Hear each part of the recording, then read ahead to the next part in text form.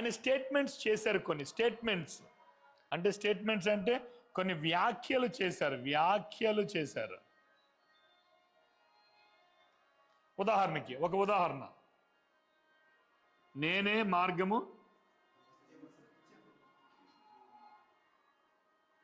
ఈ నేనే అని వ్రాయబడిన మాట, నేనే అని చెప్పబడిన మాట పాత నిబంధనలో ఉన్నవాడను అనువాడనై ఉన్నాను. ఆ మాటతో నేనే అన్న మాట సమానం అన్నమాట. ఆయన నేనే మార్గం సత్యం జీవం అన్నాడు. ఆయన జీవానికి ఆయన ఎవరి మీద ఆధారపడటం లేదు. ఆయన ఎవరి మీద ఆధారపడటం లేదు. ఆయన ఎవరి మీద ఆధారపడుతూ ఆయనకి జీవం ఉంది. ఆయన మృతులో నుంచి ఆయన లేచే క్రీస్తు పునరుత్థానుడు. కానీ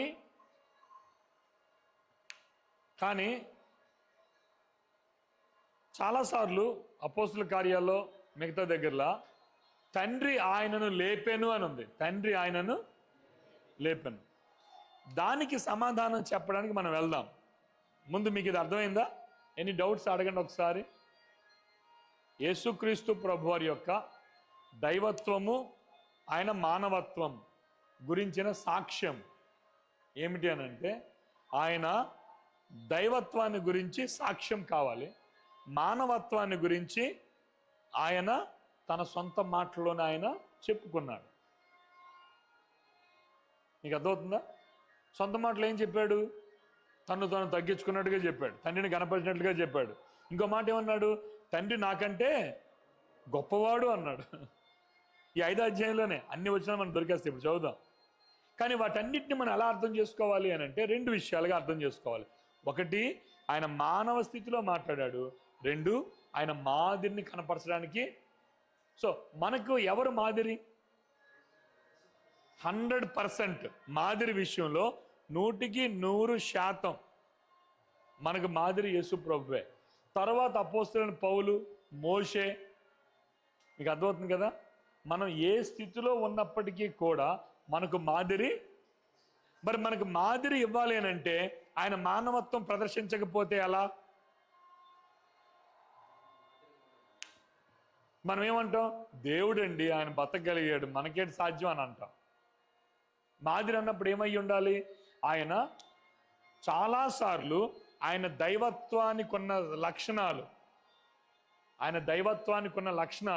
ఆయన ప్రక్కన పెట్టాడు. దైవత్వం యొక్క లక్షణాలు ఆయన ప్రక్కన పెట్టాడు. ఎందుకు? So that he may be example for us. అందుకనే ఫిలిప్పీ పత్రిక 2వ అధ్యాయంలో తను తాను రిక్తునిగా చేసుకున్నాడు. ఎందుకు రిక్తునిగా అన్న మాట వచ్చింది? ఎందుకు? ఆయన దైవిక శక్తిలో వస్తే ఆయన ఎవరైనా చంపగలరా?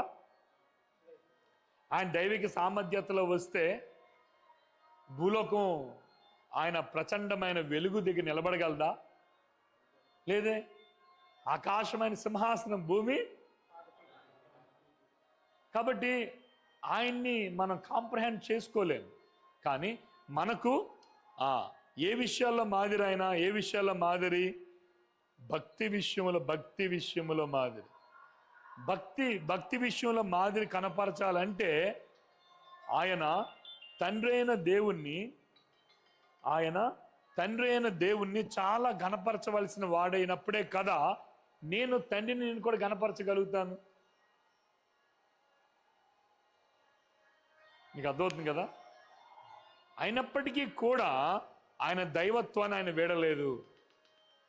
సో ఈ కాంబినేషన్ అంటే ఈ మానవ దైవత్వాలు కలిసిన ఒక వ్యక్తిగా ఊహించడం అనేది మానవ జ్ఞానానికి చాలా మించినది. కాబట్టే ఈ కాంబినేషన్ అందరూ కూడా కన్ఫ్యూజ్ అయిపోతున్నారు. నా మాట అర్థమైందా? ఎందుకు కన్ఫ్యూజ్ అవుతున్నారు? This is not something that happens around us. ఇటువంటి కలయిక మన మధ్య జరిగేది అది కాదు. భార్యాభర్తల అనుబంధం అంటే మనం చూసాం, చెప్పగలం. తండ్రికి కొడుకున్న అనుబంధం అంటే మనం చూసాం, చెప్పగలం. కానీ ఒకే వ్యక్తిలో దైవం మానవుడు 100% ఇక్కడ తక్కువ లేకుండా 100% ఇక్కడ తక్కువ లేకుండా ఉండడం అనేది సాధ్యము కాదు. అది యేసుక్రీస్తు ప్రభులో మాత్రమే ఆయన సాధ్యం చేశాడు. అది మనం అర్థం చేసుకోవడం మనకు చాలా కష్టం. అలాగని చెప్పి ఆయన పరిపూర్ణమైన మానవుడు, దేవుడు కాదు అన్న అబద్ధమే. ఆయన దేవుడు మానవుడు కాదు అన్నా సరే అబద్ధమే. కన్ఫ్యూజన్ ఎక్కడొచ్చిందనంటే, ఏంటి రెండు రకాలుగా ఉన్నాయి? ఈయనేమో మానవుడిగా తండ్రిని కనపరుస్తాడు, తండ్రిని హెచ్చిస్తాడు, తను తగ్గించుకుంటాడు. సాక్ష్యాలు చూస్తే సృష్టికర్త అంటున్నారు ఆయన్ని. ఆ సాక్ష్యాల గురించి పట్టుకోవద్దు అంటే అది పేతురు రాసింది, అది పౌలు రాసింది, అది ఇంకొక యోహాన్ రాశాడు, కానీ అది దేవుని వాక్యం కాదు అన్నట్టుగా ఆ సాక్ష్యాలను వారు ఎత్తిపట్టుకోవటం లేదు. మీకు అర్థమవుతుంది కదా? కాబట్టి మనం బైబిల్ బిలీవర్స్గా మనం ఏం చేయాలనంటే ఆ సాక్ష్యాలను కూడా మనం ఎత్తిపట్టుకోవాలి. ఎందుకు సాక్ష్యాలు ప్రాముఖ్యం? యేసుక్రీస్తు ప్రభు గురించి ఆయన చెప్పుకునేది కాదు, ఆయన గురించి ఇతరుల సాక్ష్యం చెప్పాలి.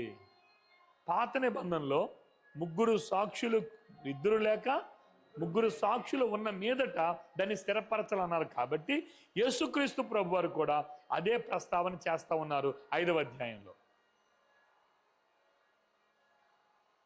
అంటే యేసుక్రీస్తు ప్రభు వారు, ఆయన పరిచర్య, ఆయన జీవితం మనం ఎలాగ స్టడీ చేస్తాం. కాబట్టి ఈ టాపిక్ కూడా మీకు మన సబ్జెక్ట్లోని టాపిక్ ఏది కరెక్ట్గా అమిరిపోయింది అనమాట. సో ఈ టైమింగ్స్లో అవే బయట మాట్లాడుకుంటూ ఉన్నారు. ఏదైనా ప్రశ్న అడగండి మీకు ఇప్పుడు. ఎందుకు ఆయన తగ్గించుకున్నట్టుగా మాట్లాడాడు? ఎందుకు ఆయన తండ్రిని హెచ్చించాడు? ఎందుకు ఆయన తండ్రిని ఘనపరిచాడు? మీకు అర్థమైందా? ఎందుకు ఆయన తండ్రిని ఘనపరిచాడు అనేటటువంటి విషయాల్లో మీకు ఏమైనా డౌట్ ఉంటే నన్ను అడగండి. నేను ఇచ్చినటువంటి ఈ ఈక్వేషన్ ఏదైతే ఉందో అది సమస్తమైన కన్ఫ్యూజన్స్ని తీసివేస్తుంది. రెండు రకాలుగా. ఇంకో దగ్గర యేసుప్రభు ఏమన్నారు? నేనును తండ్రిని ఏకమై ఉన్నలాగున 7వ అధ్యాయంలో నేను తండ్రి ఏకమై ఉన్నాము అంటే చాలాసార్లు ఆయన స్టేట్మెంట్స్ ఎలా ఉన్నాయనంటే, ఒకసారి ఆయన మానవుడిగా మాట్లాడాడు, ఇంకొకసారి ఆయన ఎందుకు ఆయనలో రెండు ఉన్నాయి కదా. మీకు అర్థమవుతుంది కదా? ఇలాగెందుకు మాట్లాడాడు, అలాగెందుకు మాట్లాడాడు? ఇలాగ మాట్లాడడానికి కారణం ఏంటంటే ఆయన దేవుడు కాబట్టి అలా మాట్లాడాడు. ఎందుకు? ఆయన క్రియలు ఏం తెలియజేస్తున్నాయి? లాజర్ను సమాధి నుండి లేపాడండి, రోగాలు బాగు చేశాడండి, పుట్టుకతో గుడ్డివాడిని బాగు చేశాడండి. ఆయన దేవుడు కాకపోయి ఉంటే ఆయన చేయగలడా? కాబట్టి ఆయన క్రియలు ఆయన గురించి ఏం సాక్ష్యం చెప్తున్నాయి? అది నా గురించి నా క్రియలు సాక్ష్యం చెప్తున్నాయి. యేసు ప్రభువారు మానవుడిగా చేసిన కార్యాలు చేశాడా, దేవుడిగా చేసిన కార్యాలు చేశాడా? చెప్పండి.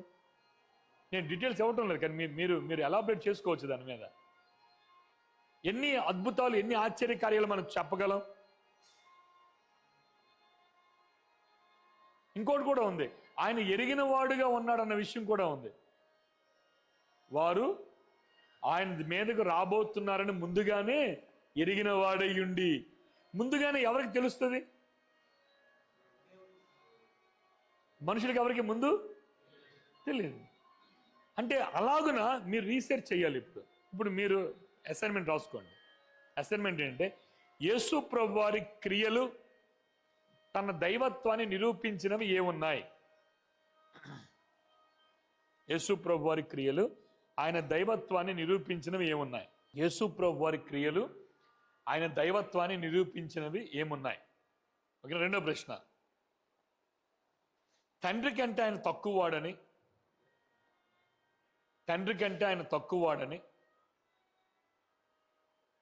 సూచించే వచనాలు ఏమున్నాయి?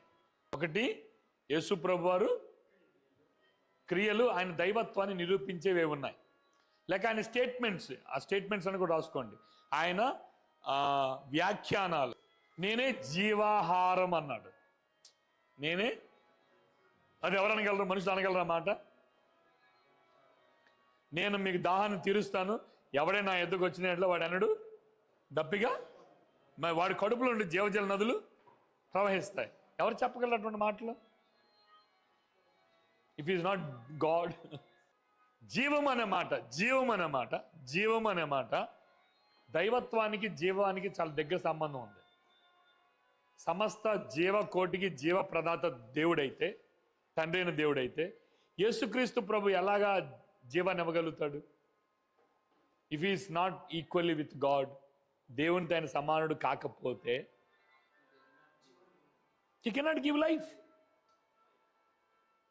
ఆయన జీవాన్ని ఇవ్వగలిగాడు అని అంటే అర్థం ఏంటంటే ఆయన తండ్రితో, ఇప్పుడు ఆయన జీవాన్ని ఇచ్చిన సందర్భాలు చెప్పండి ఒకసారి. ఆయన లైఫ్ని ఇచ్చిన సందర్భాలు ఏమున్నాయి?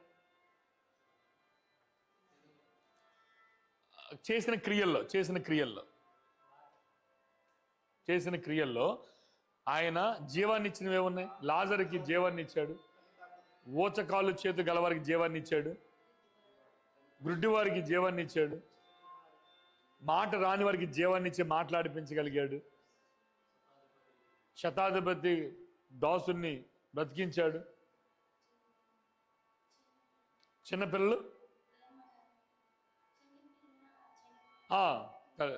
లేపాడు, ఆమె చనిపోయింది, ఆమెను లేపాడు.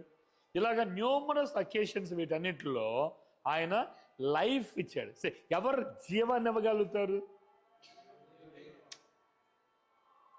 దీని అంతటికన్నా ఇంకో గొప్ప మాట ఒకటి చెప్పేస్తాను, చెప్పనా? పాపములు క్షమించుటకు భూమి మీద మనుష్య కుమారునికి అధికారము. ఇంకంతకంటే ఇంకేమైనా ఉందా? అంతకంటే దేవుడు నిరూపించడానికి అంతకన్నా గొప్ప మాట ఇంకోటి ఏమైనా ఉందా? మీకు అర్థమవుతున్న మాట? పాపములు ఎవరు క్షమించగలరు? ఇంకెవరు క్షమించలేరు. పాపంలో క్షమించే అధికారం నాకు ఉందంటాడు. కొన్నిసార్లు ఆయన అధికారాన్ని, తండ్రి నాకు అధికారాన్ని ఇచ్చాడు అన్నాడు. తండ్రి నాకు అధికారాన్ని ఇచ్చాడని అన్నాడు. ఎందుకు అధికారం ఇచ్చాడు? To be example. మనకు అధికారం ఇచ్చాడు ఆయన. యేసు ప్రభుకి అధికారం ఇచ్చిన వాడు మనకు కూడా అధికారాన్ని ఇస్తాడు అనే భావన కలగడానికి ఆయన ఏమన్నాడు? మానవునిగా ఉన్న స్థితిలో తండ్రి నాకు అధికారాన్ని ఇచ్చాడు. అదే మాట? తగ్గించుకునే మాట. He humbled himself to the extent. ఎటువంటి విధంగా తను తాను తగ్గించుకున్నాడు అని అంటే, తండ్రి నాకు అధికారం ఇచ్చాడు, ఏమి అధికారం లేనట్టుగా. ఎందుకు అలాగా అంటే నీకు నాకు మాదిరిని ఇవ్వడానికి. అర్థమవుతుందా మీకు? కొన్ని డౌట్స్ ఉన్నట్టున్నాయి మీ మనసుల్లో. క్లారిటీ వచ్చిందా? తెలిసిందే కదా ఇదంతా అని మీరు అనుకోవచ్చు. కానీ క్లియర్గా మనం ఆలోచించాల్సింది ఏంటంటే, ఆయన దైవత్వాన్ని సూచించే మాటలు కొన్ని ఉన్నాయి, ఆయన మానవత్వాన్ని సూచించే మాటలు ఉన్నాయి. ఈ మానవత్వాన్ని సూచించే మాటలను తీసుకువెళ్ళి త్రిత్వములో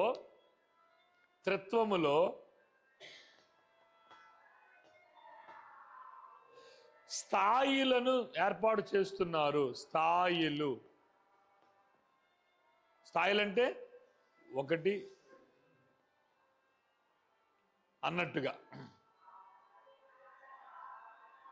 దేని బట్టి? వీటిని బట్టి. యేసు ప్రభువు తన గురించి తాను తగ్గించుకున్న మాటలను బట్టి వారు ఏం చేస్తున్నారు? ఇప్పుడు స్థాయిలు నిర్మించి యేసు ప్రభువు సెకండ్ కేటగిరీలో ఉన్నాడు. కానీ దీనంతటికీ ఏకత్వాన్ని ఇచ్చిన వారు ఏం చేస్తున్నారంటే, తండ్రి, కుమారుడు, పరిశుద్ధాత్ముడు ఏకస్థితిలో ఉన్నారు. ఈ ముగ్గురు ఒక్కటే కానీ వేరుగా ఉన్నారు. డిస్టింక్ట్ అంటారు. They're one distinct.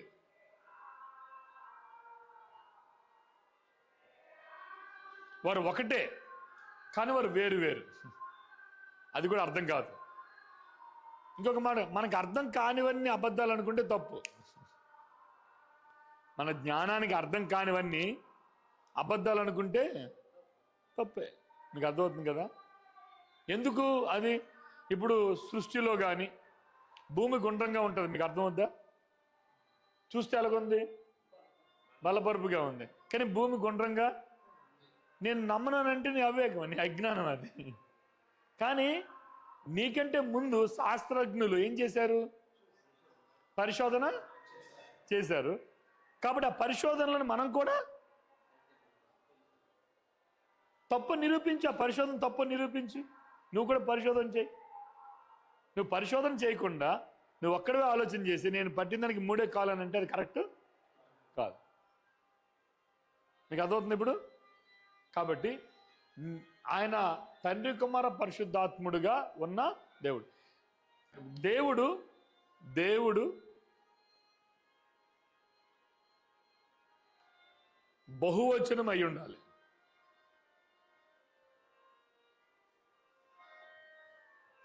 దేవుడు బహువచనం అయి ఉండాలి, ప్లూరాలిటీ.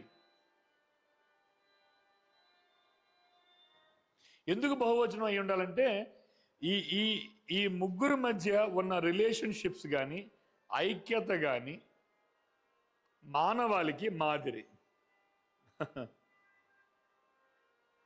అందుకనే గాడ్ ఈజ్ వన్.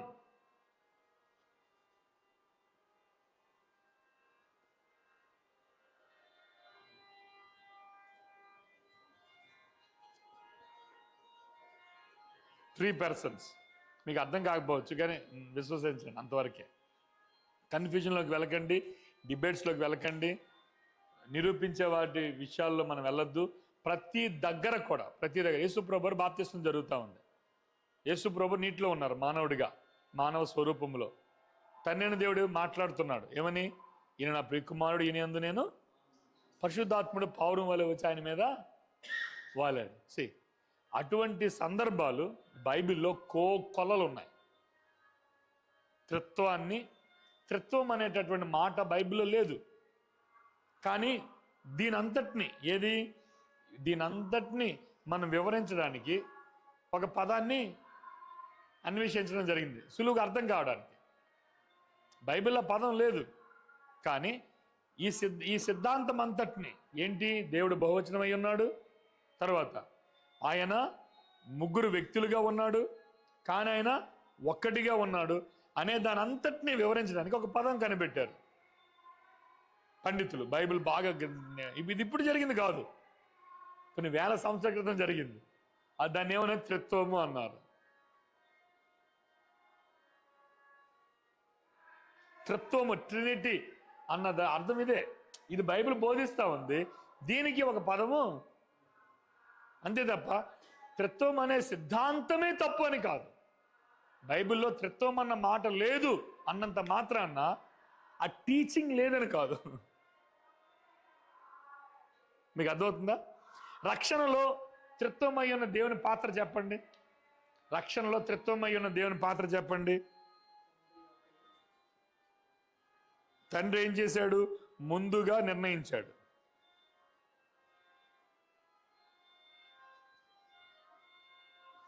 తర్వాత ముందుగా ఏర్పరచుకున్నాడు.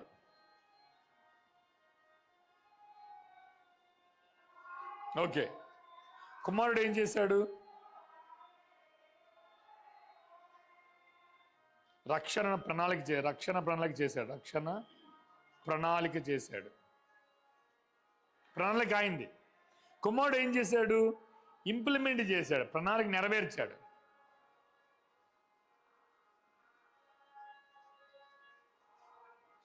రక్తం గార్చాడు.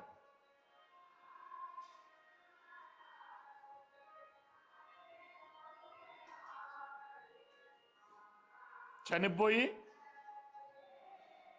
పునరుత్థానుడిగా లేచాడు. తర్వాత పరిశుద్ధాత్ముడు ఏం చేశాడు? ఒప్పించాడు, ముద్ర వేశాడు.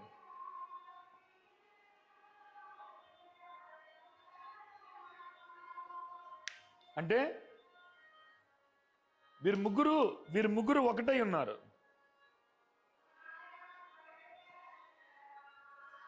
వేరు వేరు వ్యక్తులుగా వారి పనిని చేస్తూ ఉన్నారు.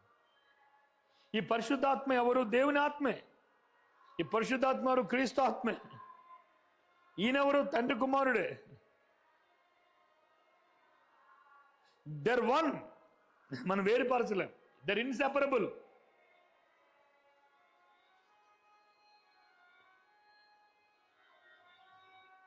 God is one, 3 persons, inseparable.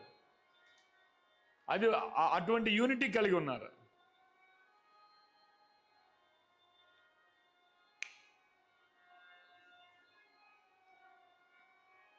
దేవుడు ప్రేమై ఉన్నాడా? దేవుడు ప్రేమై ఉన్నాడా? ఎప్పటి నుంచి?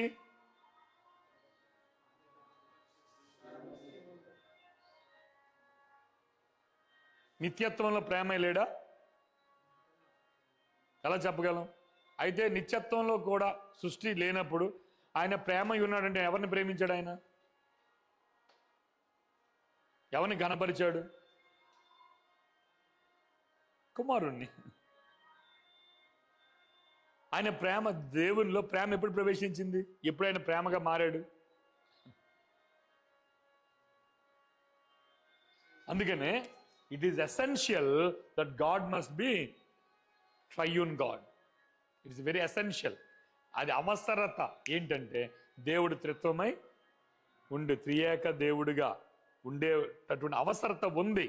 ఎందుకు అనంటే సృష్టికి పూర్వం, సృష్టి యావత్తు లేనప్పుడు ఆయన దేవుడై ఉండాలని అంటే ఆ యూనిటీ కానీ, ఐక్యత కానీ, ఆ ప్రేమ కానీ, ఆ ఘనపరచుకుంట కానీ అది భూమికి పునాదులు వేయబడికి మునిపే దేవుళ్ళు అది ఉండాలి. మీకు అర్థమైందా? ఇప్పుడు కన్ఫ్యూజన్ ఎందుకు వస్తుంది అంటే, ఇప్పుడు మన సహోదరులు ఎవరైతే కొంతమంది సరిగ్గా బైబిల్ని అర్థం చేసుకోలేకపోతున్నారు అని అంటే వాళ్ళ కన్ఫ్యూజన్ 2 విషయాలు. ఒకటి మిస్అండర్స్టాండింగ్ ఆఫ్ ట్రినిటీ, త్రిత్వాన్ని సరిగ్గా అర్థం చేసుకోలేకపోవడం వల్ల ఒకటి. 2 దైవ మానవత్వాలు యేసు ప్రభులో ఉన్నాయని అర్థం చేసుకోకపోవడం వలన తప్పుడు సిద్ధాంతాలన్నీ కూడా బయటికి వస్తూ ఉన్నాయి. అర్థమైందా మీకు?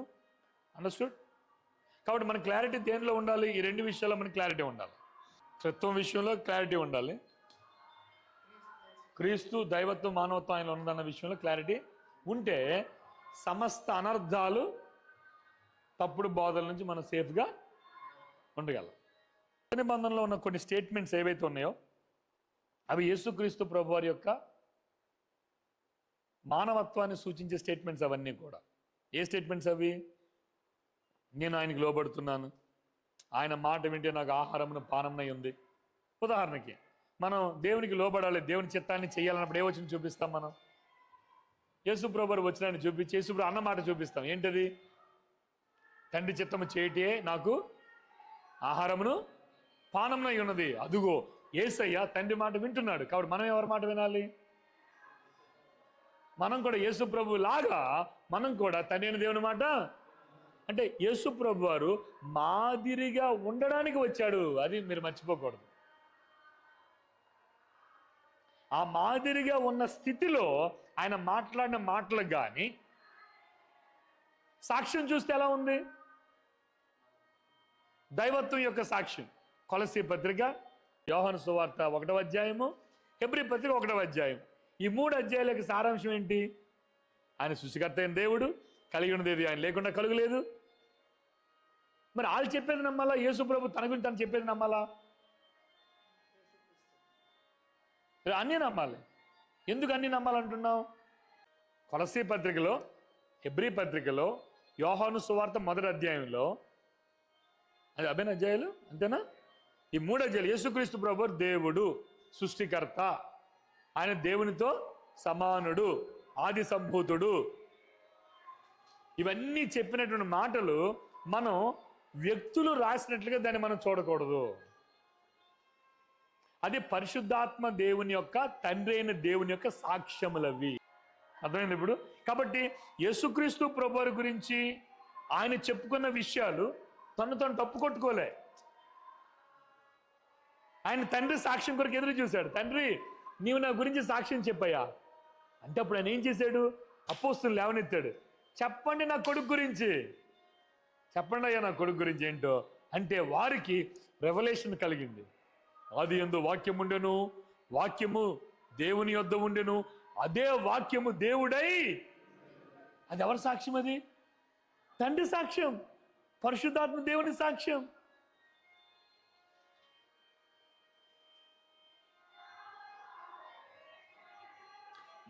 దీన్ని నమ్మాలి అంటే దీనికి ఇంకొక సత్యం చెప్పాలి. ఇప్పుడు బైబిల్ యొక్క ఇన్స్పిరేషన్ ఏంటి అంటే బైబిల్ ఎలా మనకు వచ్చింది? 2 తిమోతి 3:16 అది దైవావేశము వలన కలిగిన ప్రతి లేఖనము. తర్వాత ప్రవక్త తన సొంతంగా మాట్లాడలేదు. 2 పేతురు 1:21 చదవండి.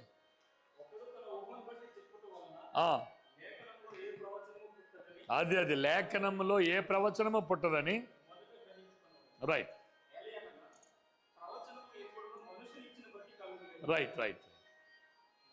కాబట్టి ఈ ప్రవచనాలు, ఈ కొత్త నిబంధన, పాత నిబంధన ఇవన్నీ ఎవరు రాయించారు? వాళ్ళ ఊహను బట్టి రాసింది.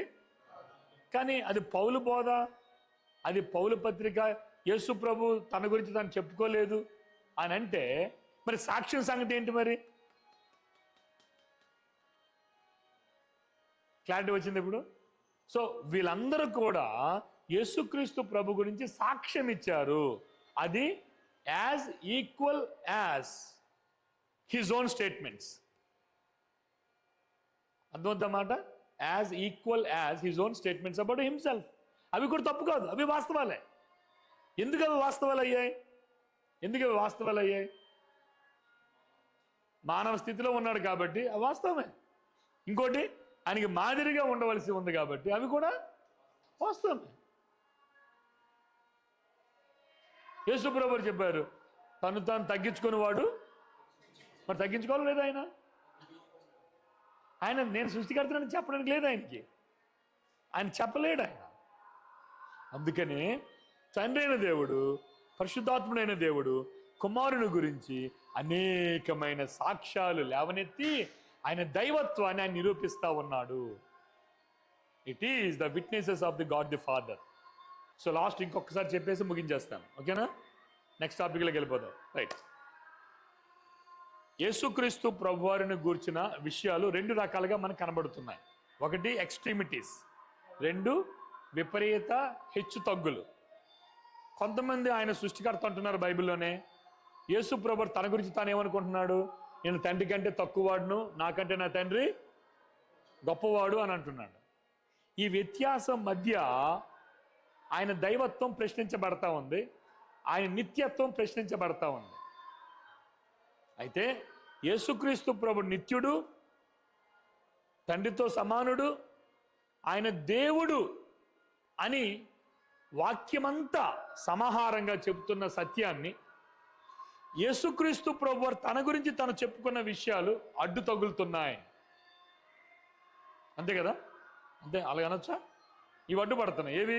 తన గురించి తను ఏం చెప్పుకున్నాడు? నేను తండ్రి కంటే తక్కువవాడినని, నాకంటే తండ్రి గొప్పవాడు అని, ఆయన మాట వినడానికి వచ్చాను, ఆయన చెప్పింది చేయడానికి వచ్చాను, ఆయన ఏమి చెప్పవలనో ఏమి అనవలనో ఆయన నాకు చెప్పాలి, లేకపోతే నేను సొంతంగా ఏమీ చేయలేను అనేటటువంటి మాటలు ఏవైతే ఉన్నాయో అవి అన్నీ కూడా ఆయన మానవ స్థితిలో ఉండి మాట్లాడుతున్నాడు. ఒకటి.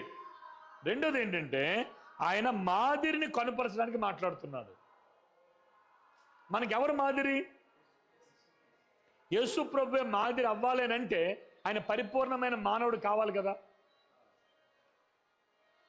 ఆయన పరిపూర్ణమైన మానవుడిగా దేవుడిగా ఉంటూనే పరిపూర్ణమైన మానవుడిగా ఉండడానికి చేసిన ప్రయత్నంలో ఆయన తండ్రి కంటే ఆయన తక్కువనిగా చేసుకున్నాడు. అది ఎవరు చేయలేదు, తనకు తానే చేసుకున్నాడు. So that he could be an example for us. ఇప్పుడు యేసుక్రీస్తు ప్రభువు అడుగుజాడలో మనం నడవాలేనంటే చచ్చిన వారిని లేపగలమా? అది కాదు ఉద్దేశం. యేసుక్రీస్తు ప్రభువు అడుగుజాడలో నడవాలేనంటే ఏ విధంగా? పరలోకమందున తండ్రికి సబ్మిసివ్గా ఉండాలి, ఎలాగో ఆయన మీద ఆధారపడాలి. యేసుక్రీస్తు ప్రభువు దేవుడైతే ఎందుకు ప్రార్థన చేయాలి? హెబ్రీ పత్రిక 5వ అధ్యాయంలో మనకు వచ్చిన యాచనలు ప్రార్థనలు సమర్పించాలన్న మాట ఉంది కదా. దాన్ని పెద్ద దుమారం లేపి ఆయన అడుక్కుంటున్నాడు, తండ్రిని దేవునికి అడుక్కుంటున్నాడు అని అంటే నిజమే. 2 విషయాలు చెప్తాను దానికి అర్థం. ఒకటి, నీ కొరకు నా కొరకు ఆయన అడుక్కున్నాడు. ఒకటి, తన దైవత్వాన్ని పక్కన పెట్టి నీ కొరకు నా కొరకు ఆయన అడుక్కున్నాడు. రెండవది, నువ్వు నేను అడుక్కోవాలని ఆయనకి మన మాదిరి చూపించాడు. తండ్రి కుమారుణ్ణి అడిగితే అడుక్కోవడం ఎందుకు అవుతుంది? ముష్టెత్తుకోవడం ఎందుకు అవుతుంది? తండ్రి కుమారుణ్ణి, ఇప్పుడు సురేష్ నా కొడుకు, సురేష్ వచ్చి నా దగ్గరికి నాన్న 100 రూపాయలు ఇవ్వని అడిగావు అనుకో, ఒకసారి ఇవ్వలేదు, 2 సార్లు ఇవ్వలేదు, 3 సార్లు బతిలో అడుగుతుంది, నాన్న ఇవ్వు నాన్న, నాన్న ఇవ్వు నాన్న, నేను ఇచ్చాను. ఆ 4 సార్లు అడగడం అడుక్కోవడం ఎలాగవుద్ది? పదాల ప్రయోగం. అందుకనే ట్రాన్స్లేషన్స్ గురించి మీకు సబ్జెక్ట్ ఉంది, నెక్స్ట్ మీకు ఉంటుంది వచ్చే నెలలో. ట్రాన్స్లేషన్స్ గురించి మీకు సబ్జెక్ట్ ఉంది. అదేంటంటే గ్రీకు హీబ్రూ నుంచి ఎలెక్సస్, గ్రీకులోకి ఆదిమ భాషల్లో ఉన్న అరామిక్లో ఉన్నటువంటివన్నీ కూడా గ్రీకులోకి ఎలా ట్రాన్స్లేట్ అయ్యింది, అందులో నుంచి తెలుగు ఎలా వచ్చింది, తెలుగుకున్నటువంటి భాషకున్న పరిమితులు ఏమిటి, తెలుగు భాషకున్న పరిమితుల్లో ట్రాన్స్లేషన్లో కొన్ని పరిమితులు మనకు ఉన్నాయి. కాలానుగుణంగా, ఈ మాట మనసులో పెట్టుకోండి, కాలానుగుణంగా కొన్ని వస్తువులు అంతరించిపోతున్నాయి, కొన్ని భావాలు అంతరించిపోతా ఉన్నాయి, కొన్ని వ్యాకరణం అంటే పదాలు అంతరించిపోతా ఉన్నాయి. ఉదాహరణకి తిరగలి అన్నాం అనుకో, తిరగలి మనకు తెలుసా? మీ పిల్లలకు తెలుస్తుందా? అప్పుడు తిరగలని మాట ఎవడో అప్పుడు సైంటిస్ట్ వచ్చి, అప్పుడు కుర్ర సైంటిస్ట్ వాడు పెద్దోడు అవుతాడు 60-70 సంవత్సరాలు, వాడు వచ్చి తిరగలి తప్పు అని అంటే ఇంకొక రీసెర్చ్ నువ్వు చదవాలి. నీ రీసెర్చ్ నేను చదవాలని అంటే ఇంకొకరు చేసిన రీసెర్చ్ నువ్వు చదవాలి కదా. నేను బైబిల్ పండితుడిని, నేను బాగా పోటుగాడిని అని అంటే నువ్వు ఎన్ని రీసెర్చ్లు చదివావు? అన్వేషణలో భాగంగా బైబిల్తో పాటుగా ఉన్నటువంటి ఎన్ని రీసెర్చ్ నువ్వు చదవగలిగావు, ఈ కన్క్లూజన్కి రాగలిగావు అని అంటే?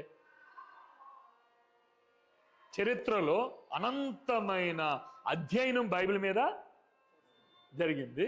కాబట్టి యేసు ప్రభు వారు తండ్రిని ఘనపరిచాడు, తండ్రిని హెచ్చించాడు, తనతో తగ్గించుకున్నాడు. ఎందుకు అలా చేశాడు అని అంటే not that he's not God, ఆయన దైవత్వం లేదని కాదు. అయితే ఆయన ఉన్న స్థితి ఏమిటి? ఎందుకు చేశాడు? మాదిరిగా ఉండడానికి. ఆ 2 things will clarify why he did like this అని, ఇలా ఎందుకు చేశాడు అనేది మనకు అర్థం అవుద్ది. ఓకేనా? రైట్. మరి ఆయన దైవత్వాన్ని గురించి ఏంటి? ఆయన మాట్లాడాడు దైవత్వాన్ని గురించి.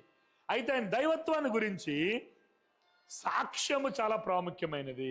విట్నెస్ అది యేసుప్రభు మాటలోనే మనం చూస్తాం. ఆయన సాక్షులు కావాలి. 3 సాక్షులు లేనిదే వచనం ఏంటన్నది? ద్వితీయోపదేశపు కాండం 17వ అధ్యాయం 5-6 వచనాల్లో ఏదైనా ఒక విషయాన్ని స్థిరపరచాలంటే సాక్షులు ఎంతమంది ఉండాలి? మినిమం 2 లేక 3 సాక్షులు ఉండాలి. కానీ యేసుక్రీస్తు ప్రభు గురించి ఎంతమంది సాక్షులు ఉన్నారు?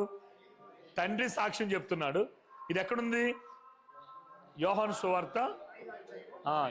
సువార్త 5వ అధ్యాయము 5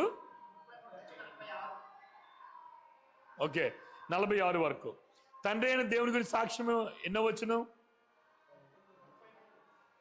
ఓకే 37. ఓకే. యోహాను ఇచ్చిన సాక్ష్యం ఓకే. క్రియలు ఆయన గురించి సాక్ష్యం చెప్తున్నాయి 30. ఓకే. లేఖనాలు ఓకే. మోషే అది. ఈ వచనాల్లో ఈ యొక్క 5 సాక్ష్యాలు. ఎందుకు సాక్ష్యాల ప్రాముఖ్యం? యేసు ప్రభువు వారు తన గురించి తాను చెప్పుకోవడం కాదు, సాక్షుల ద్వారా ఆయన నిరూపించబడాలి. కాబట్టి యోహాను సాక్ష్యం చెప్పాడు 1వ అధ్యాయంలో. అయితే ఈ సాక్షులన్నింటినీ ప్రభావితం చేసేది ఎవరు? ఈ సాక్షులన్నింటినీ ప్రభావితం చేసేవారు తండ్రి, పరిశుద్ధాత్మ దేవుడు.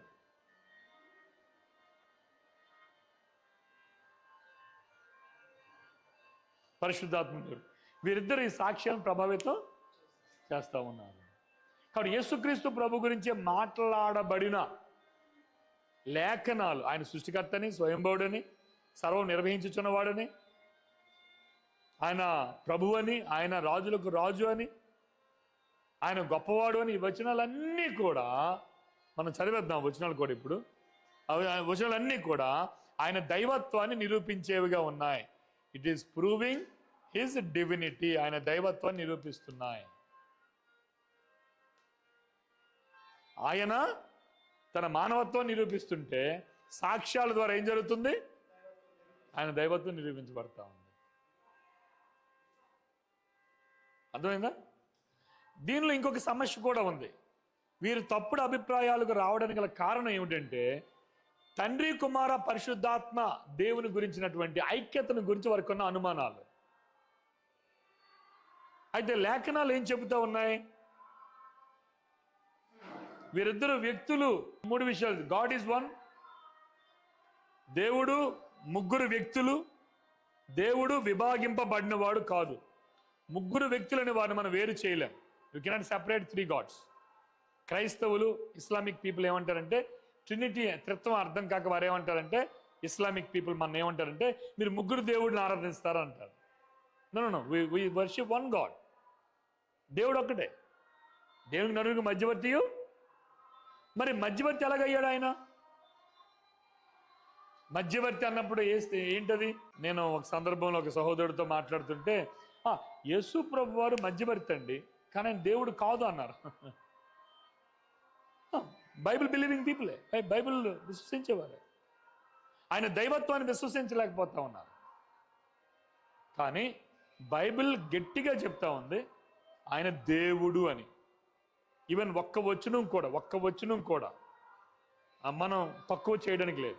అది యోహాను సువార్త 1:1 కావచ్చు, హెబ్రీ పత్రిక 1:3 కావచ్చు, ఇంకా అనేకమైన వచనాలు, కొలసీలు రాసిన 1, 15, 16, 17, 18 వచనాలు కావచ్చు. ఈ వచనాలన్నీ కూడా ఆయన దైవత్వాన్ని నిరూపిస్తూ ఉన్నాయి. తర్వాత ఆయన క్రియలు ఏం చేస్తున్నాయి? ఆయన క్రియల్లో దేవుడేనా? మనుషులు చేసేటట్లుగా చేశాడా? దేవుడు చేసేటట్టుగా చేశాడా? చెప్పండి కొన్ని కార్యాలు దేవుడు చేసినవి ఏంటి? దేవుడు మాత్రమే చేయగలిగేవి. చనిపోయిన బ్రతికించారు. పాపం క్షమించడానికి మనిషి కుమారుడికి మాత్రమే అధికారము ఉంది. ఎందుకు మనిషి కుమారుడు అని పిలవబడ్డాడు ఆయన? Because of this. ఆయన మానవత్వాన్ని బట్టి ఆయన దేవుని కుమారుడు అని పిలవబడ్డాడు. ఆయన దైవత్వం. టైటిల్స్ ఆర్ వెరీ, అంటే ఇటువైపు టైటిల్స్ ఉన్నాయి, ఇటువైపు ఉన్న టైటిల్స్ కూడా ఆయనకి ఇవ్వబడిన నామాలు ఇటువైపు ఉన్నాయి, ఆయన మానవత్వంలో కూడా ఉన్నాయి. ఈ రెండు కలయిక చాలా మందికి అర్థం కాక ఒక విషయాన్ని పట్టుకునే ఆయన ఇదే అని అంటున్నారు, కానీ సాక్ష్యాలు విడిచిపెట్టేస్తున్నారు. సాక్ష్యాలు కీలకం. తర్వాత పుస్తకాలు రాయబడినప్పుడు ఆ పుస్తకాలలో ఉన్నటువంటి ఉద్దేశాన్ని గమనించాలి. హెబ్రీ పత్రిక ఉద్దేశం ఏంటి చెప్పండి? యాజకత్వం. ప్రధాన యాజకుడు అయిన క్రీస్తు. ప్రధాన యాజకుడు కావాలంటే ఇది కాకుండా ఎలాగవుతాడు? హెబ్రీ పత్రికలో ఆయన చేసిన పని అంతా కూడా ఎక్కడిది? భూమి మీద మన కొరకు చేసిన పని. దైవత్వంలో ఉంటూ కూడా మానవుడుగా ఆయన చేసిన కార్యాలు హెబ్రీ పత్రికలో ఉన్నాయి. ఆయన శ్రమలు అనుభవించాడు యాజకుడిగా. ప్రధాన యాజకుడిగా ఆయన మధ్యవర్తిత్వాన్ని వహించాడు. ప్రధాన యాజకుడిగా రోదన చేశాడు, కన్నీరు పెట్టుకున్నాడు, యాచనలు చేశాడు. సో ఎందుకు అవన్నీ టు బి ఎగ్జాంపుల్, మనకి మాదిరిగా ఉండడానికి ఆయన చేశాడు. ఆయన మానవ స్థితిలో అవి చేశాడు. అయితే ఈ దైవ మానవుడు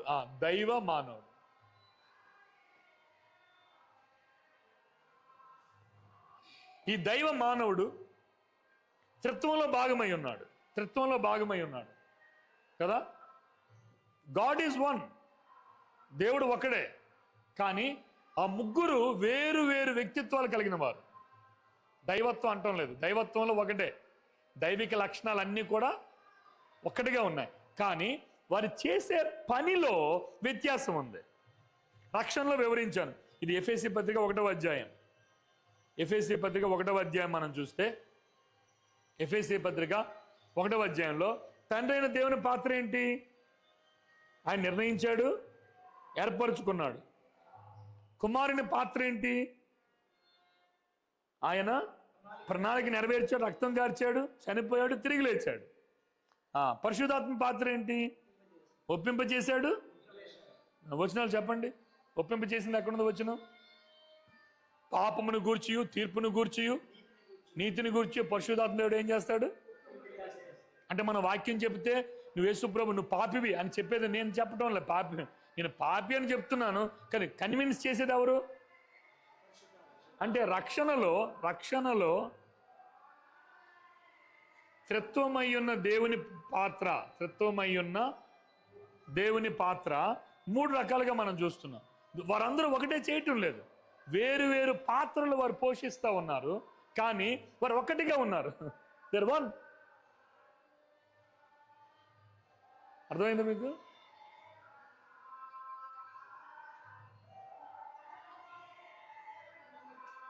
ఆయన ముద్ర వేశాడు. 13వ అధ్యాయం 1:13, ఇది 1:7, ఇది 1:5 ఎఫెసీ పత్రిక. సో ఈ విధంగా దేవుడు ఒక్కట, ఆయన దైవత్వములో డివినిటీ దైవత్వంలో డివినిటీ ఒక్కటే, దేవుడు ఒక్కడే, ముగ్గురు దేవుళ్ళు కాదు. వీళ్ళ ముగ్గురి మధ్య పోటీ తత్వం లేదు, వీరి ముగ్గురి మధ్య ఐక్యత ఉంది, వీరి ముగ్గురి మధ్య ఒకరొకరు హెచ్చించుకుంటారు.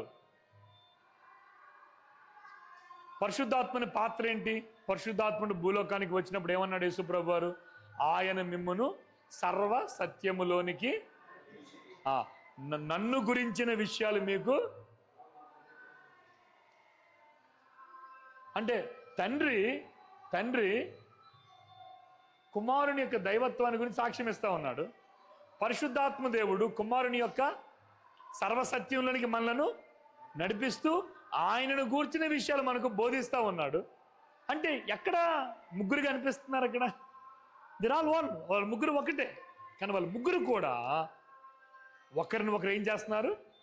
ఘనపరుచుకుంటారు, హెచ్చించుకుంటారు. తండ్రి కుమారుని హెచ్చిస్తాడు, కుమారుడు తండ్రిని హెచ్చిస్తాడు, పరిశుద్ధాత్మ దేవుడు యేసుప్రభుని హెచ్చిస్తాడు, తండ్రిని హెచ్చిస్తాడు, పరిశుద్ధాత్మ దేవుడు యేసుప్రభుని హెచ్చిస్తాడు. నేను వెళ్ళిపోతున్నాను కానీ మీకు ఒక ఆదరణకర్తను పంపిస్తాను అన్నాడు. మరి ఈయన వెళ్ళిపోయినప్పుడు యేసుప్రభు చేయవలసిన పనులను ఎవరు చేస్తారు ఇప్పుడు? సో వాళ్ళకి ఈ ఈర్ష్య లేదు, వారికి అసూయ, వారు ఒకటే, దేవుడు ఒక్కడే ఉన్నాడు, దైవము ఒక్కటే, కానీ వారి పనులు వేరు, కాలములు వేరు. కొన్ని వచనాలు మనం తెద్దాం. సాక్ష్యాల గురించి యేసుక్రీస్తు ప్రభువారిని గూర్చి చెప్పిన కొన్ని సాక్ష్యాలు మనం చదువుదాం. యోహాను సువార్త 1వ అధ్యాయం.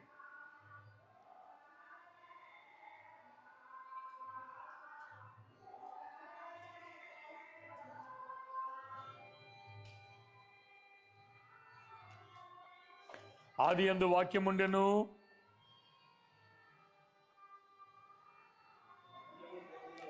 అది ఆయన నిత్యత్వం. ఆదియందు అంటే ఫస్ట్ మాట నిత్యత్వం. ఆయన సాక్ష్యంలో మొట్టమొదటిసారి ఆయన నిత్యత్వం. ఆదియందు అన్నప్పుడు ఏంటది? ఆయన నిత్యత్వం. వాక్యము వారి ఐక్యత అనేది వాక్యము దేవుడై ఉండెననేది ఐక్యత. సో ఆదియందు కో ఎగ్జిస్టింగ్.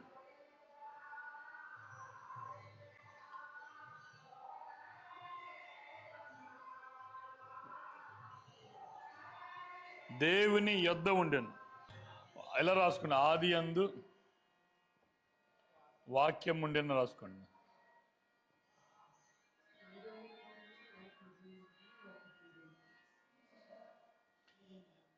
దేవుని యొక్క నిత్యత్వం. ఆదియందు వాక్యం ఉండెను అనగా దేవుని యొక్క నిత్యత్వం. రెండో మాట ఏంటి? దేవుని యొద్ద ఉండెను.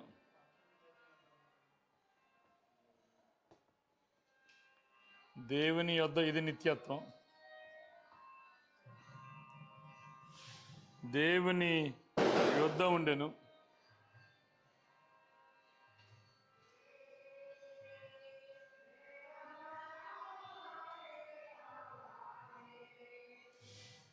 ఎగ్జిస్టింగ్.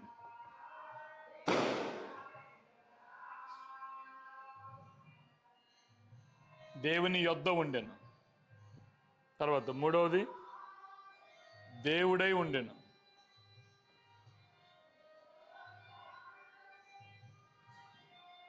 వాక్యాన్ని గురించి మనం మాట్లాడుతున్నాం. వాక్యం అనగా క్రీస్తు. దేవుని యొద్ద ఉండెను, దేవుడై ఉండెను. కో డివైన్ అంటే ఆయన నిత్యత్వం, ఆయన ఉనికి, ఆయన దైవత్వం. అలా రాసుకోండి. ఆయన నిత్యత్వం, ఆయన ఉనికి, దేవుని యొద్ద ఉన్నాడు, ఆయన ఉనికి, ఆయన దైవత్వం, ఆయన దేవుడై ఉండెను. ఇదేంటిది ఇప్పుడు? ఇది దేనికి సంబంధించింది? సాక్ష్యం అన్నమాట. కాబట్టి అది యోహాన్ రాసింది కాదు. అది నో. తండ్రి అయిన దేవుని యొక్క సాక్ష్యం, పరిశుద్ధాత్మని యొక్క సాక్ష్యం.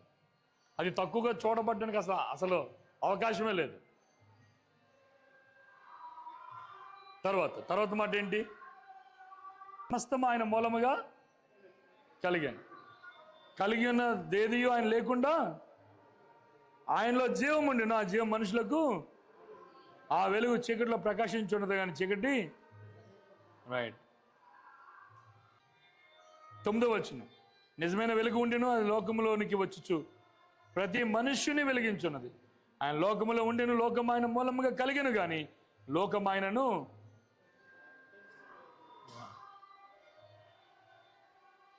14వ వచనం, ఆ వాక్యము శరీరధారి అయి, ఇన్కార్నేషన్ అన్నమాట. అది ఇన్కార్నేషన్ అంటే మానవుడిగా ఈ లోకానికి రావడం. శరీరధారి అయ్యే కృపా సత్య సంపూర్ణుడిగా మన మధ్య నివసించిన తండ్రి వలన కలిగిన అద్వితీయ కుమారుని మహిమ వలె మనం ఆయన మహిమను. 18వ వచనం, ఎవడును ఎప్పుడైనా దేవుని చూడలేదు, తండ్రి రొమ్మును ఆనుకొని ఉన్న అద్వితీయ కుమారుడు ఆయనను. రొమ్మును ఆనుకున్నట్టు అంటే ఏంటి? యూనియన్ని తెలియజేస్తాం. దర్ వెరీ క్లోజ్, ఇన్సెపరబుల్ అన్నాం. వారిని వేరు చేయలేమన్నాం కదా. వారు అత్యంత సమీపంగా ఉన్నవారై ఉన్నారు. కొలస్సీలకు రాసిన పత్రిక 1వ అధ్యాయం 15వ వచనం నుంచి.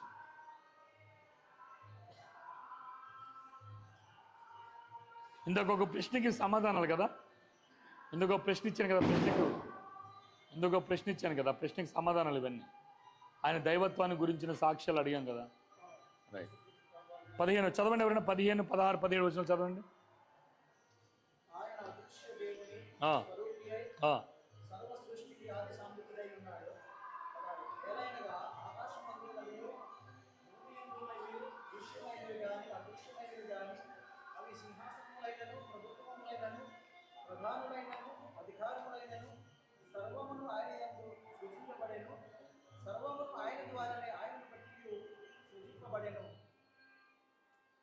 ఇంకా కింద చదవండి. గమనించారా మాట? తర్వాత ఆధారభూతుడు. రైట్.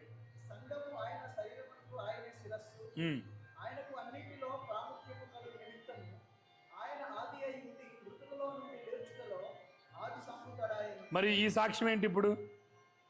మృతులో నుండి లేచుటలో అంటే తండ్రి లేపడం లేదు ఇక్కడ. So it's a God. క్రీస్తు తండ్రి వేరు కాదు. 2:9 దేవత్వము యొక్క సర్వ పరిపూర్ణత శరీరముగా క్రీస్తునందు నివసించుచున్నది. ఈ వచనం ఆయన దైవత్వాన్ని మానవత్వాన్ని గురించి తెలియజేసే వచనం. హెబ్రీ పత్రిక 1:2 నుంచి చదువు.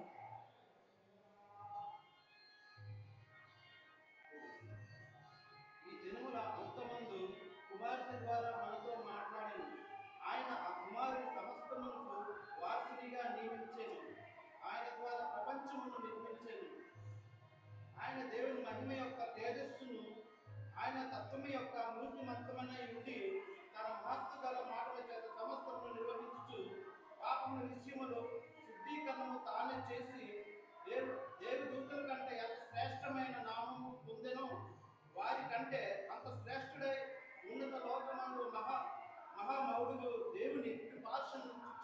ఓకే, ఈ వచనంలో 7 మహిమలు ఉన్నాయి.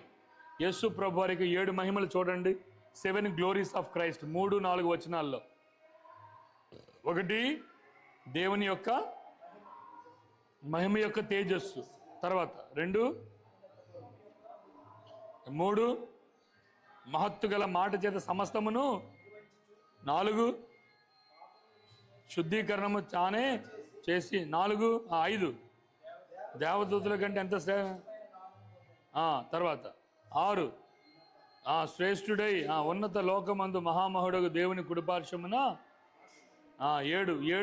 7 గ్లోరీస్, 7 మహిమలు మనం చూస్తాం. 7 మహిమలు. 6 ఆయన భూలోకమునకు ఆది సంభూతిని మరలా రప్పించినప్పుడు దేవుని దూతలందరూ ఆయనకు నమస్కారం చేయవలెనని. నమస్కారం అంటే ఏంటి అర్థం? నమస్కారం అన్న మాటకు పూజించిరి అని అర్థం. ఇంగ్లీష్ బైబిల్ అయితే వర్షిప్ అని ఉంది. దేవదూతలు ఎవరిని ఆరాధన చేస్తున్నారు ఇక్కడ? ఆది సంభూతులు అంటే ఎవరు? ఆ బిరుదు ఎవరికి ఇవ్వబడింది? ఆది సంభూతానికి యేసు ప్రభువు అని వారి నమస్కారము. తర్వాత 7-8 వచనాలు. తన సేవకులను అగ్ని జ్వాలలుగాను చేసుకొని వాడు అని తన దూతలను కూర్చి చెప్పుచున్నాడు. కానీ తన కుమారుని కూర్చి అయితే, దేవా నీ సింహాసనము నిరంతరము. తండ్రి కుమారుని ఏమని పిలుస్తున్నాడు ఇక్కడ? అంటే కుమారుడు తండ్రిని హెచ్చిస్తే తండ్రి ఇప్పుడు ఏం చేస్తున్నాడు? కుమారుడిని. సో త్రిత్వంలో ఉన్న మహోన్నతత్వం అదే. వారు ఒకరినొకరు. మనం కూడా ఏం చేయాలి ఇప్పుడు? ఒకరినొకరు మనం హెచ్చించుకోవడం కాదు. ఎక్కడుందో వచ్చిన హెచ్చించుకోవాలని? ఫిలిప్పీ పత్రిక 2వ అధ్యాయం. అంటే పాఠం చెప్తున్నారు, రాసుకోవద్దు మీరు, జస్ట్ చదవండి. 2వ అధ్యాయం 2-3 వచనాల చదవండి.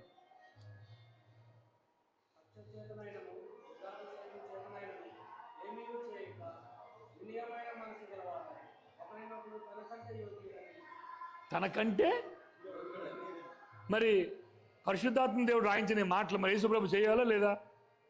తండ్రి చేయాలా లేదా? ఇంకో మాట చెప్తున్నాను, తండ్రి చేయలేంది, కుమారుడు చేయలేంది మనం చేయమని అడగడం. ఆయన తండ్రి చెయ్యింది, తండ్రి చెయ్యలేనిది మన్ని చేయమని అడిగితే ఆ భక్తి వ్యర్థం. అది అసాధ్యం కదా. అంటే మన ఏదైనా ఆయన చెయ్యమంటే మనం ఆయన ప్రశ్నించాలి, నువ్వు చేసావు ఈ పని. సంఘం కూడా, సంఘానికి మనం చెప్తున్నాం అనుకో, మీరు ఉపవాస ప్రార్థన చేయాలి, ఉదయాన్నే లేచి ప్రార్థన చేయాలి అని చెప్పిన తర్వాత మైక్ ఇవ్వండి సంఘంలో, మీకేమైనా ప్రశ్నలు ఉంటే అడగండి అన్నారు అనుకో. అప్పుడు సంఘం ప్రశ్న అడిగింది అనుకో, నువ్వు చేసావా, మమ్మల్ని చేయమంటున్నావు. యేసు ప్రభువు వారు అటువంటి వ్యక్తి కాదు. ఆయన ఏమి బోధించాడో అది ఆయన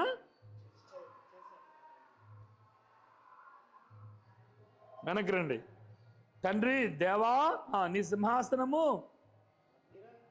నిలుచున్నది, నీ రాజదండము, నీవు నీతిని ప్రేమించి దుర్నీతిని, అందుచేత దేవుడు నీ దేవుడు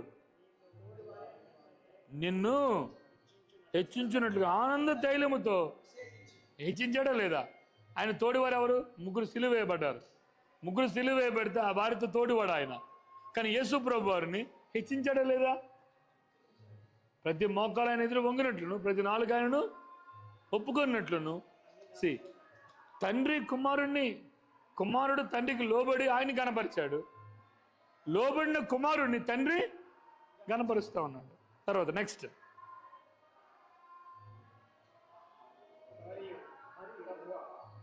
ప్రభు అంటే ఎవరు?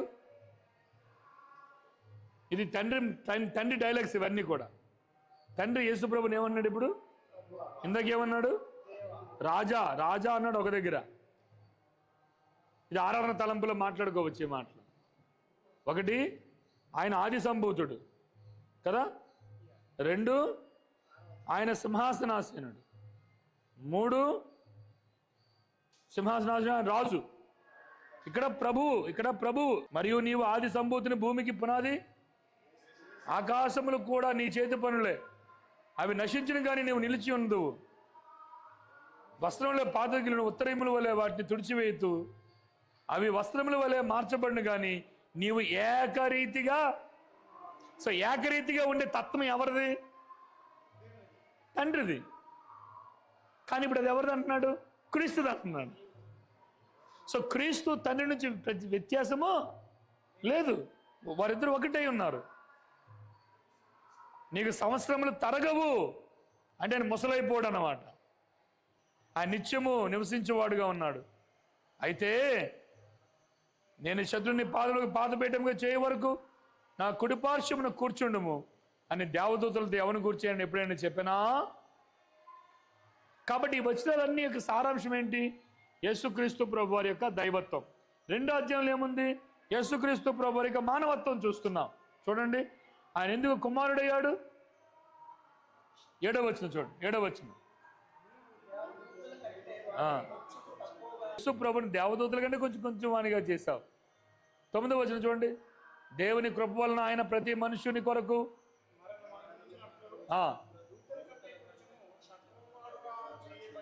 యేసు మరణము పొందినందున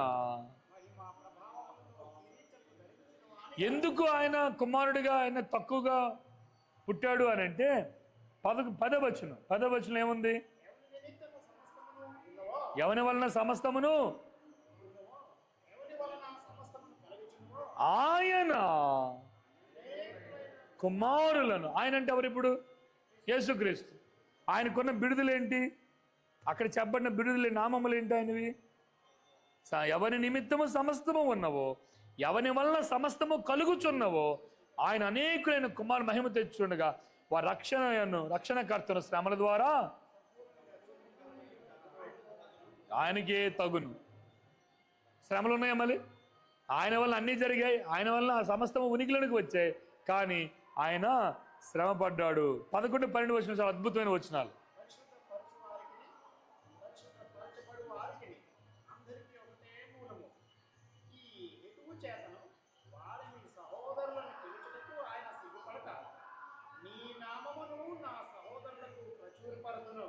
సమాజము మధ్య నీ కీర్తిని గానము చేతును అనెను. మరి నేను ఆయనను నమ్ముకొని యుంగను అనియు, ఇదిగో నేను దేవుడు నాకు ఇచ్చిన పిల్లలను అనియు చెప్పుచున్నాను.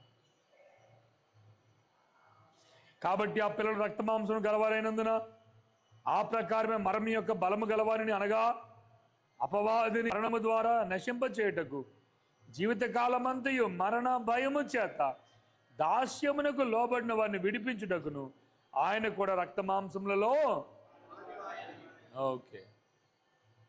ఎలయనగా ఆయన ఎంత మాత్రము దేవదూతల స్వభావం ధరించుకొనక అబ్రహాము సంతాన స్వభావం ధరించుకొని ఉన్నాడు. కావున ప్రజల పాపములకు పరిహారము కలుగుచేయుటకై దేవుని సంబంధమైన కార్యములలో కనికరమును నమ్మకము గల ప్రధాన యాజకుడి నిమిత్తము అన్ని విషయంలో ఆయన సహోదరుల వంటి వాడు. ఇది హెబ్రీ పత్రిక కీలకమైన వచనం అనమాట. ఇది 2:17 యాంకరింగ్ వచనం అంటారు. ఈ వచనం హెబ్రీ పత్రిక అంతా అలా పట్టుకుంటుంది అనమాట.